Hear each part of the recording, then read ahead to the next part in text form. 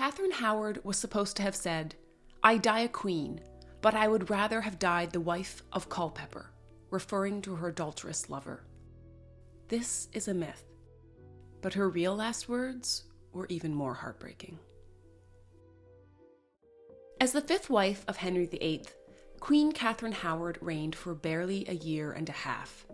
She seemingly left behind no children or legacies, except for one huge tragedy. She was only the second English queen to ever be executed for adultery and treason. The first, her predecessor Anne Boleyn, who was her first cousin, has gone down in infamy. But the truth is, Catherine's history is even more tragic. Surprisingly for such a high-born lady, the details about Catherine's early life are mostly a mystery. We don't know what year she was born, although people generally believe it was around 1523. We don't even know what the birth order was in her huge family. The future queen might have been about her father's fifth child, but, impressively, her mother's 10th.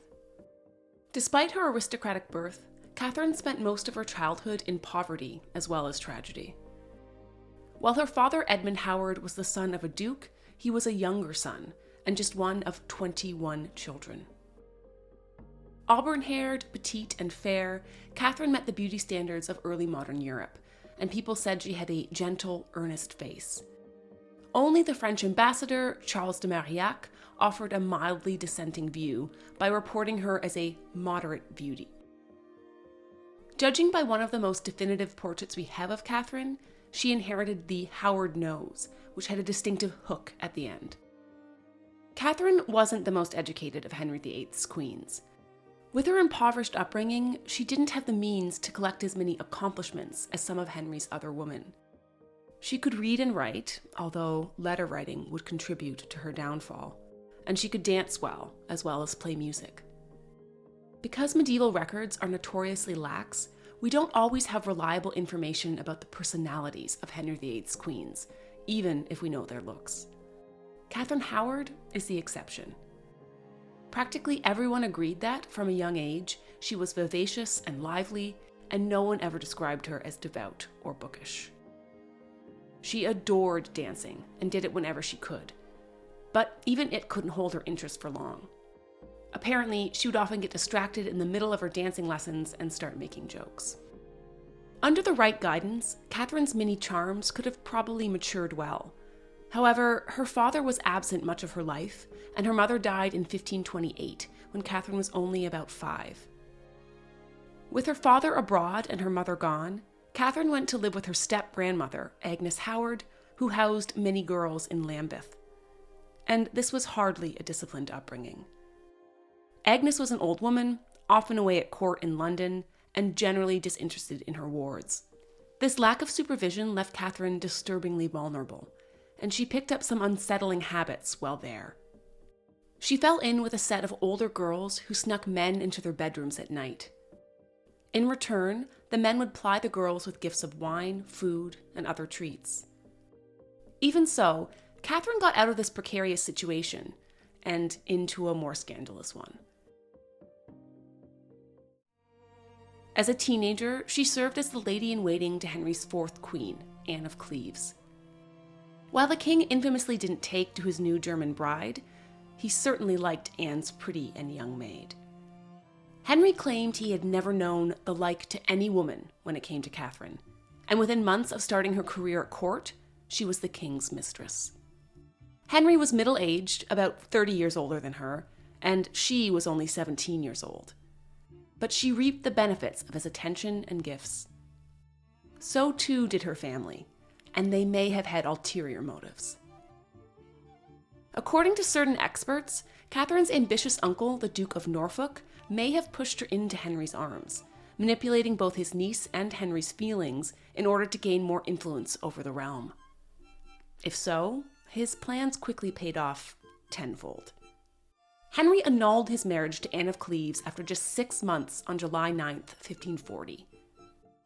Now a free agent, he wasted little time making it official with Catherine, and the pair married on July 28th, a scandalous 19 days after his annulment from Anne went through. More than that, Catherine and Henry were married on the same day of Thomas Cromwell's infamous execution for high treason. Cromwell had been the mastermind behind Henry's marriage to Anne of Cleves, and its failure put him out of favor and left him vulnerable to his enemies and Henry's wrath. Looking back, this could be interpreted as a bad omen. Likewise, Catherine's official queenly motto was "No other will but his." It was a display of queenly obedience as sweet as it was strategic, but in hindsight, it foretold her brutal, untimely end. Nonetheless, Henry and Catherine's marriage started out well enough, and it was certainly fit for a queen. The royal couple went on a lavish honeymoon through England. King Henry, ailing and overweight, was rejuvenated by Catherine and was said to indulge her every whim. Like her famous first cousin Anne Boleyn, Catherine had a taste for French fashion, and Henry treated her to an abundance of new French dresses. These frocks were generally more modern and sexier than the usual English fare, which suited the flirty Catherine just fine. She also had her "no other will but his" motto sewn in gold at the edges of her sleeves. But the winter after their wedding, King Henry showed his violent side.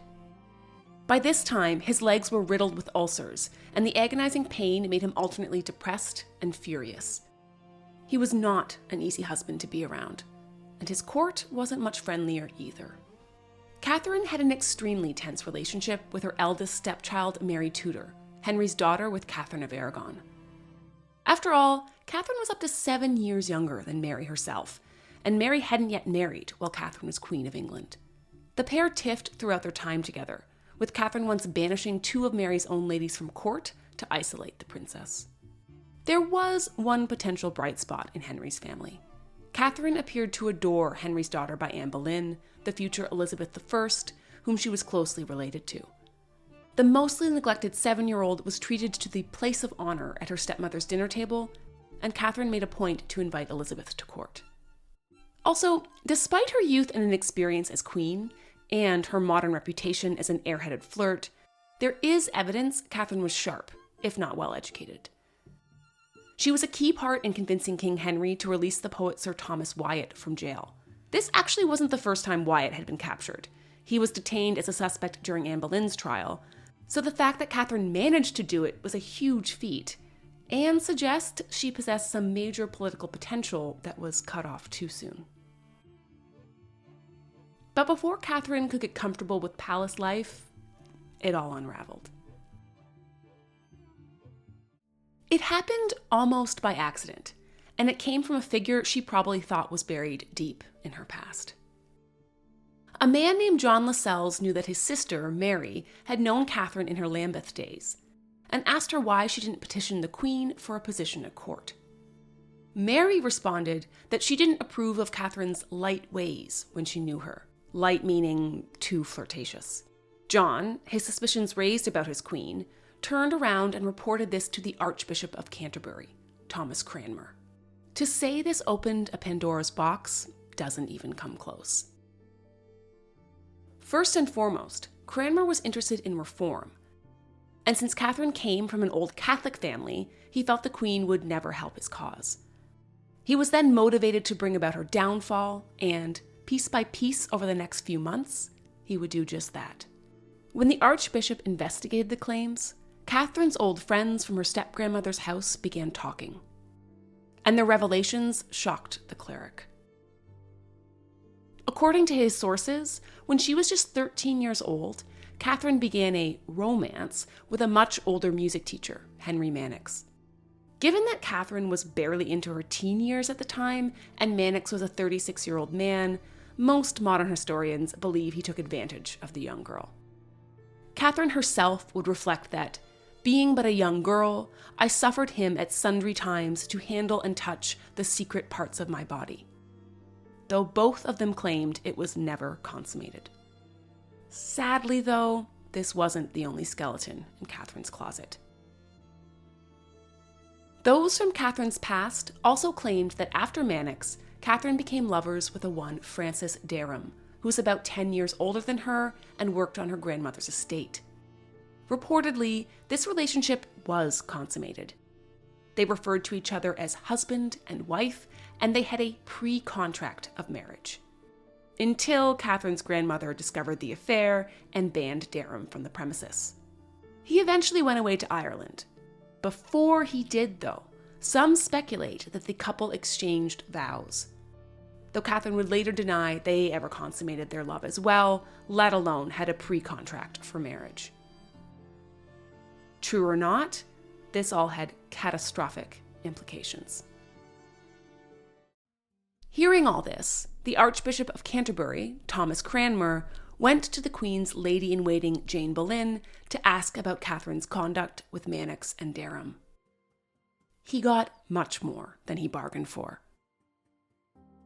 All of a sudden, Boleyn broke down and told Cranmer about Catherine's affair, with someone Cranmer had no idea about. That's because, even as she was queen, Catherine was hiding a ruinous secret. When she was still a maid of honor to Anne of Cleves, Catherine was also courted by a favorite of King Henry, the handsome Thomas Culpeper. She was even considering marriage until Henry came along. When she became queen, her relationship with Culpeper didn't stop. The debate still rages about just how much contact Catherine and Thomas had with each other before and especially after she became Queen of England. But the answer definitely isn't none. Without a shadow of a doubt, the emotional aspect of their relationship was still going strong while Catherine shared Henry's bed. But other signs point to even more treasonous behavior. Culpeper and Queen Catherine frequently set up secret meetings through her lady-in-waiting, Jane Boleyn. During these rendezvous, they would talk, touch, and maybe more. And now, the Archbishop of Canterbury knew about it, and Manox, and Derham. The heat was turning up, and investigators got permission to rip apart Catherine's chambers. What they found was the final nail in the coffin. They uncovered a letter from Howard to Thomas Culpeper, and its contents all but buried her. In the fateful letter, Catherine writes, "When I think again that you shall depart from me again, it makes my heart die to think what fortune I have that I cannot be always in your company." She signed the letter, "Yours, as long as life endures." That life would not endure long.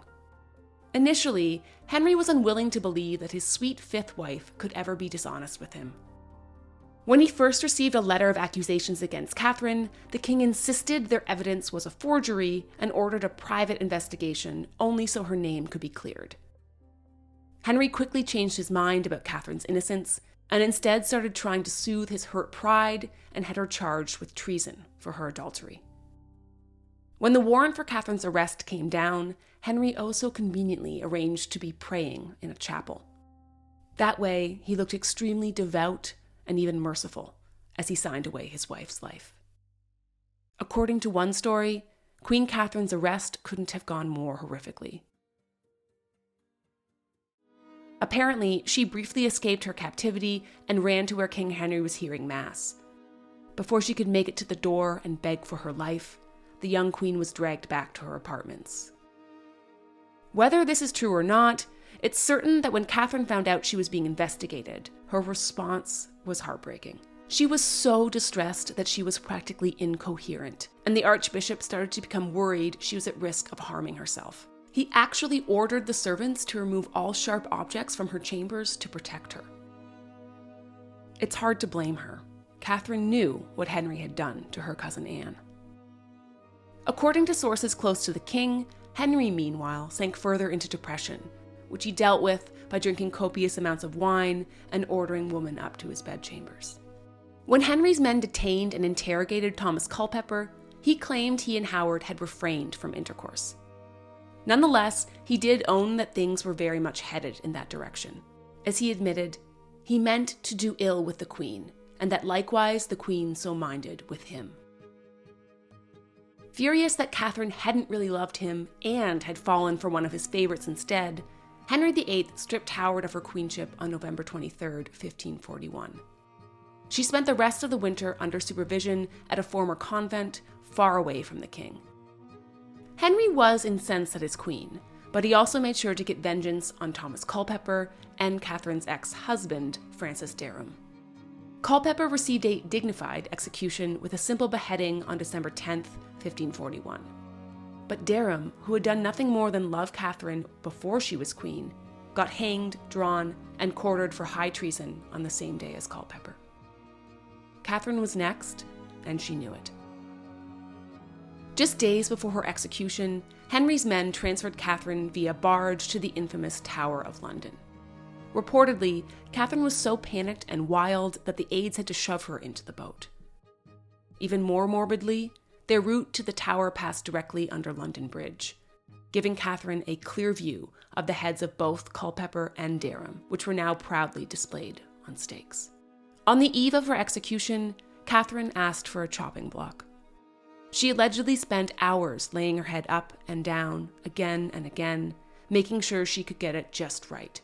When Catherine walked to the execution block the next day, many people commented on how still and composed she looked. That's not the truth. Not only was she pale and breathless, she had actually been so terrified she could barely move properly and had to request help to climb onto the scaffold. She was beheaded on February 13th, 1542.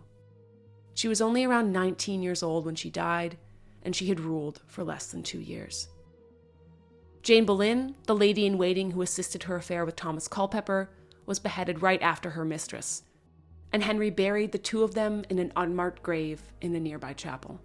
Henry had not attended the execution.